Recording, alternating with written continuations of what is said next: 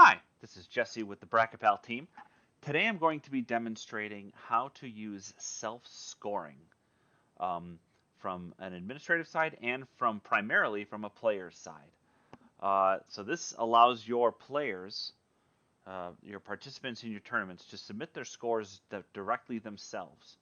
And in order for them to do that, they need to be on the team, they need to be on a team, and their email addresses need to line up accordingly, meaning that the email address that was used to sign up that player must also be the email address that they are logged into the system with. Um, so here I'm logged in as a tournament director, and I want to enable self-scoring. So there's kind of two steps that I'm going to do here, and from there's not much else that the tournament director will need to do. The first step is, of course, you want to edit your tournament, and then you want to click. This option that says allow teams to submit their own scores. You want to click yes, and then you can save that. Further, while this part isn't required, it makes it simpler. Is if you head over to from the main tournament page, if you click on registration and check-in, there's a button here that says send self-scoring email. If you click on this, this will send an email with instructions to each player on how they can submit their own scores, which is basically what we're going to cover for the rest of the video. So I'm not going to send it right now. Instead, what I'm going to do is I'm going to swing in my mobile here, and we're going to have a look at here. So right now, I'm on the tournament, and I'm not logged in. So if I'm not logged in, there's literally no option I can do to submit my own scores. However, it will prompt me on my pools that will say you can submit your own scores if you're signed in. So I'm going to go ahead and sign in here. And I'm going to log in as a user, and I have already been set up to be on one of the teams because I registered appropriately and all the information was imported during that process. So now I'm logged in, and I have an option now next to a handful of matches. Basically, any match in which I'm either playing or reffing, I'm given the options to submit scores. So the simplest approach, of course, is to submit the scores. So if I click Submit Scores, I can go ahead and enter in the results of this match. I lost this match 21-19, and I'll click Save. And now that result has been entered.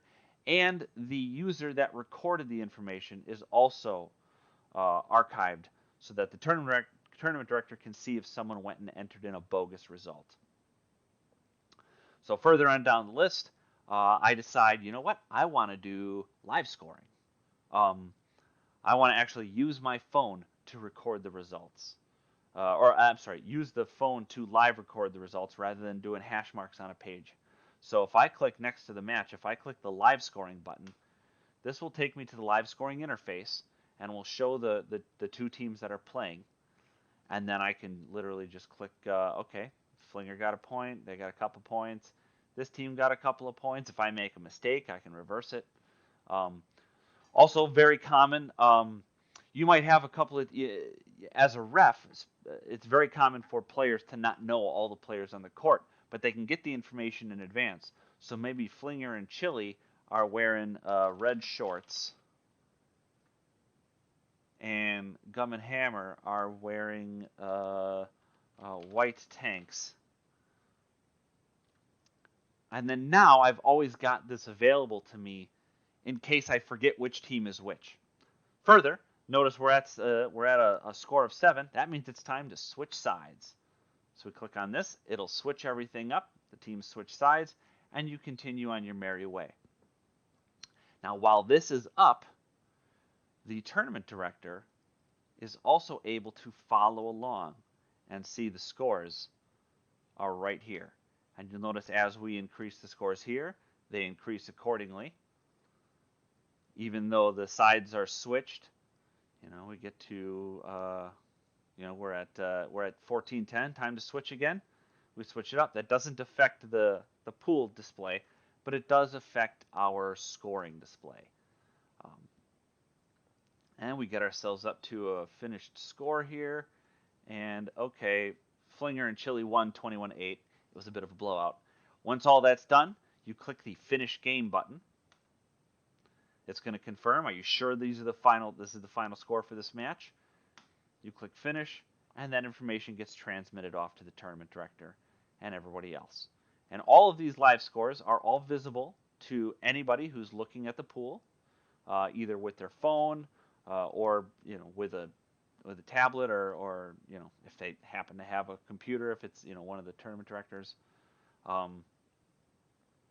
tournament director is also able to, from the court grid, they can see the match results if match results are currently going. So I'll start this one here just to get some match results in here. So if we hover over, there we go. There's our match, Brammer and Saunders, 4-2. Hover over it again. It's updated 7-2, and so on and so on. So that describes how to use both the self-scoring and the live scoring. I hope you found that enlightening, and have yourself a great day. Thanks.